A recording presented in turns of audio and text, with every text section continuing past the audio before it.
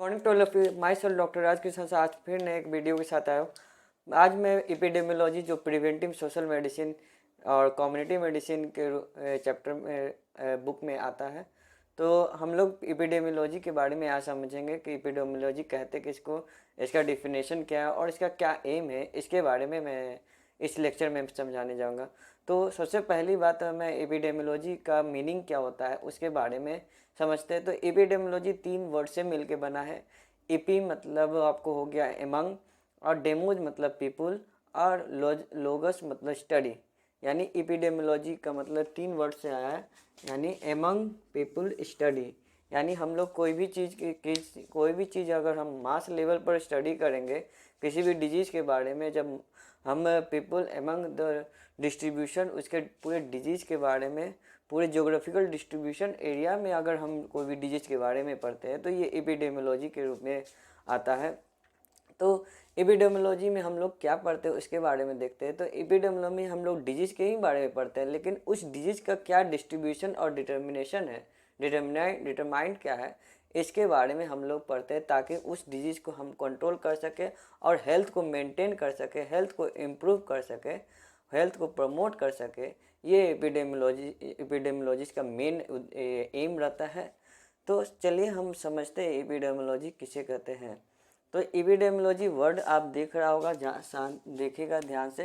Epidemiology the study of distribution and determination of the health related state और events in a specific population and application of the study to control the health program। लिखा हुआ साफ साफ, जब हम किसी भी हेल्थ रिलेटेड स्टेटस को के बारे में, जब उसके डिस्ट्रीब्यूशन और उसके डिटर्मिनेंट के बारे में जब हम जानने की कोशिश करते हैं, तो ये आपका ब्रांच एपिडेमियोलॉजी में आता है। यानी हम डिजीज़ को हम सिर्फ डिजीज़ को डायग्नोसिस नहीं कर रहे हैं, हम डिजीज़ का क्या प्रिवेलेंस है, क्या उसका डिस्ट्रीब्यूशन है, जोग्राफिकल डिस्ट्रीब्यूशन क्या है, उसका डिटरमाइनिंग फैक्टर क्या है, उसके बारे में जब जानकारी रखते हैं तो ये एपिडेमियोलॉजी में चला आता है। तो एपिडेमियोलॉजी में हम लोग डिस्ट्रीब्यूशन 3 चीज़ को ध्यान देते हैं। डिजीज़ का क्या डिस्ट्रीब्यूशन है, इस डिजीज़ का क्या डिटर्मिनेंट है, इस डिजीज़ का क्या फ्रीक्वेंसी है।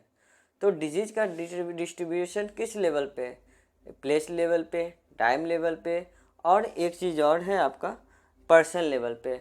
पर्सन टू पर्सन क्या होता है, कोई कोई डिजीज पर्सन पे अफेक्ट करता है, किसी किसी टाइम पे भी इंटरवल पे होता है, कोई जैसे कि रेनी सीजन पे, विंटर सीजन पे, समर सीजन पे। तो सीजनली जब इफेक्ट करता है, टाइम डिस्ट्रीब्यूशन हो गया, प्लेस डिस्ट्रीब्यूशन, कुछ जगह पर वो डिजीज ज़्यादा मात्रा में पाया जाता है एज कम्पेयर टू दूसरा।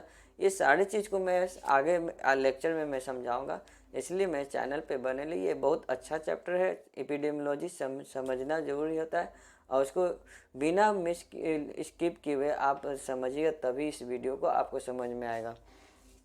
तो एपिडेमियोलॉजी में हम लोग किस किस के वे में पढ़े थे, उसके डिस्ट्रीब्यूशन, उस डिजीज जो आपको डिजीज हुआ, जैसे आज के डेट में कोविड की बात करते हैं, कोरोना वायरस की बात करते हैं, तो इस डिजीज़ का क्या क्या डिस्ट्रीब्यूशन है, किस किस एरिया पे ये ज़्यादा अफेक्ट करता है, कहाँ कहाँ तक ये फैल चुका है।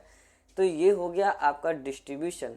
ठीक है, कोविड-19 का किसी को इन्फेक्शन है, तो ये इन्फेक्शन किस किस जगह पे मास लेवल पे जब इफेक्ट करता है, तो इसके डिस्ट्रीब्यूशन के बारे में जाने, उसके काउज के बारे में डिटरमाइन किए। ठीक है, ये कोरोना वायरस का इन्फेक्शन, कोरोना वायरस ये एक पॉजिटिव एजेंट हो गया।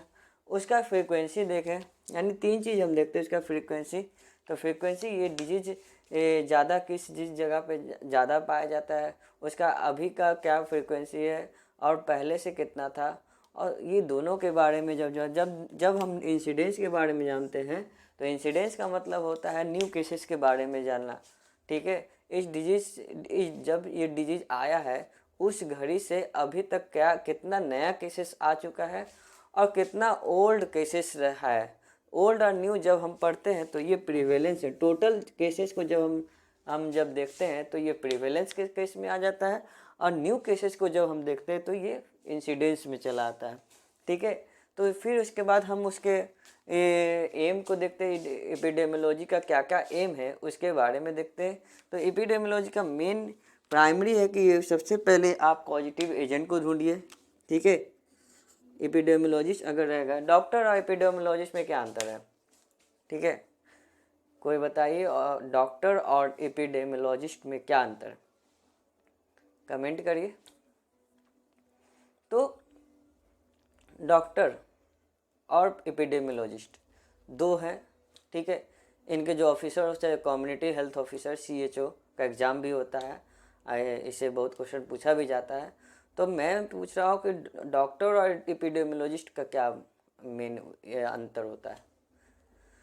डॉक्टर क्या है, पेशेंट को ट्रीट करता है, ठीक है, जिससे वो पेशेंट ग्रसित है, ठीक है, यानी इंडिविजुअल ट्रीटमेंट करता है। लेकिन एपिडेमियोलॉजिस्ट जब आता है तो वो उसे को ये नहीं फ़र्क पड़ता है कि कौन को किसको डिजीज़ हो चुका है, उस डिजीज़ को किस हद तक फैल चुका है, उस डिजीज़ को कैसे रोका जाए ताकि उस डिजीज़ का ज़्यादा फैले ना, मास लेवल पर हमारे कम्युनिटी में ना फैले, उसके बारे में एपिडेमियोलॉजिस्ट का रोल रहता है। यानी जब मास लेवल पे हम ट्रीटमेंट करते हैं तो ये एपिडेमियोलॉजिस्ट आता है, इंडिविजुअल ट्रीटमेंट करते हैं तो ये डॉक्टर्स कहा जाता है, ठीक है। मेन डिफरेंस यही आते हैं। तो एपिडेमियोलॉजिस्ट का मेन आपको यही है कि आप सबसे पहले पॉजिटिव एजेंट को ढूंढने की कोशिश करें। जैसे कि कोरोना वायरस का इन्फेक्शन जब पहली बार चाइना के वुहान शहर में आया था, तो डॉक्टरों लोग ने क्या किया, इस चीज़ को अनुभव कैसे किया, देखा गया कि जब वुहान के मीट मार्केट से जब ये वायरस फैला तो वो क्या हुआ कि सिम्टम्स तो पहले भी रेस्पिरेटरी सिम्टम आते थे, कफिंग, स्नीजिंग, फीवर, ये सब आ रहा था, लेकिन देखा गया कि उस पार्टिकुलर लोकेलिटी से रेस्पिरेटरी सिम्टम्स ज़्यादा मात्रा में, कम ड्यूरेशन में ज़्यादा लोग का प्रभावित हो रहा है। जब ज़्यादा लोग एक साथ प्रभावित तो वो आपको एंडेमिक के रूप में वहाँ पर पहुँच गया, तो उस डिजीज़ को समझा गया। तो एपिडेमियोलॉजिस्ट क्या क्या उस डिजीज़ के बारे में समझे, तो उसके क्या क्या समझे उसके बारे में देखते। तो सबसे पहले जानने की कोशिश की कि ये जो सिम्टम्स पेशेंट के बॉडी में दे रहा है तो इसका क्या पॉजिटिव एजेंट है। तो मेन फर्स्ट एम क्या है एपिडेमियोलॉजिस्ट का कि आप सबसे पहले पॉजिटिव एजेंट की ढूंढने की कोशिश करिए। ढूंढने के बाद आप उस वायरस का, जैसे कोरोना वायरस का, उसका क्या कैरेक्टरिस्टिक्स है, क्या ये RNA वायरस है, क्या ये DNA वायरस है, इसका क्या इन्फेक्टिव पीरियड है, इसका क्या क्या रोल है बॉडी पे, कितना हद तक ये डिजीज़ को फैलाता है, उसके बारे में सारी चीज़ को जानिए, ठीक है। यानी उसके एक पॉजिटिव एजेंट के कैरेक्टरिस्टिक्स को जानने की कोशिश करिए, ठीक है। वो कॉजेशन अगर डिजीज अगर किसी को होता है तो इससे क्या क्या डिजॉर्डर बॉडी में डेवलप करेगा, कोरोना ही का है तो उसका क्या क्या आपके बॉडी पे इफेक्ट करेगा उसके बारे में। जैसे कि कोरोना का स्टार्टिंग फेज में क्या होता है, आपको पहले ज़्यादा होता है, स्नीजिंग होगा, कफिंग होगा, डिफ़िकल्ट रेस्पिरेशन होता है, ब्रीथिंग लेने में थोड़ा प्रॉब्लम होगा, ठीक है।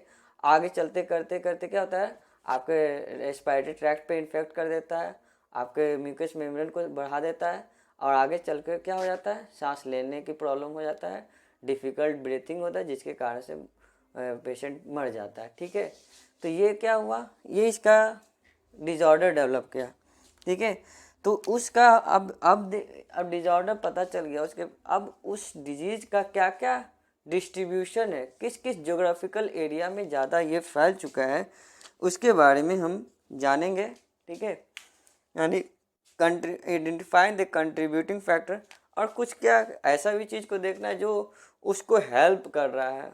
जैसे कि किसी का इम्यूनिटी वीक है तो वो क्या हेल्प कर रहा है कि आपका इम्यूनिटी वीक होने के कारण कोरोना का इन्फेक्शन हो रहा है। अगर आपके बॉडी में इम्यूनिटी स्ट्रांग रहता है तो ये कोरोना का नहीं इन्फेक्शन होता है, तो आपका प्री डिस्पोजिंग फैक्टर बन गया, ठीक है।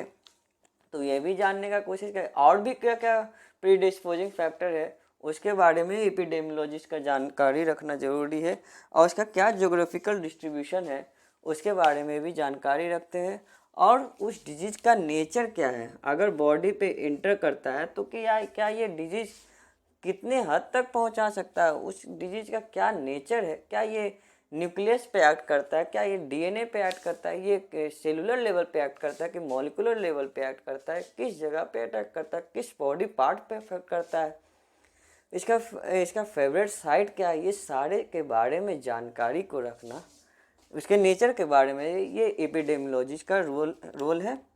जानने के बाद उस डिजीज का नेचर जान गए कि ये रेस्पिरेटरी ट्रैक्ट को इन्फेक्ट करता है, ठीक है। जैसे कोरोना का इन्फेक्शन रेस्पिरेटरी ट्रैक्ट पे होता है, तो ये क्या होता है, पर्सन टू पर्सन क्या होता है, फैलता है। तो आप क्या, एपिडेमियोलॉजिस्ट क्या कहेगा आपको, कि ये कहेंगे कि आप क्या कीजिए कि आप पहले तो एपिडेमियोलॉजिस्ट जान गया कि इस डिजीज का क्या नेचर है, इसका कैरेक्टरिस्टिक्स क्या है, इसका कॉजेटिव एजेंट है, अब इसका नेचर तक जान गया, तो अब कोशिश करेगा कि उससे कैसे बचा जाए, प्रिवेंटिव मेजर के बारे में बताने की कोशिश करेंगे एपिडेमियोलॉजिस्ट।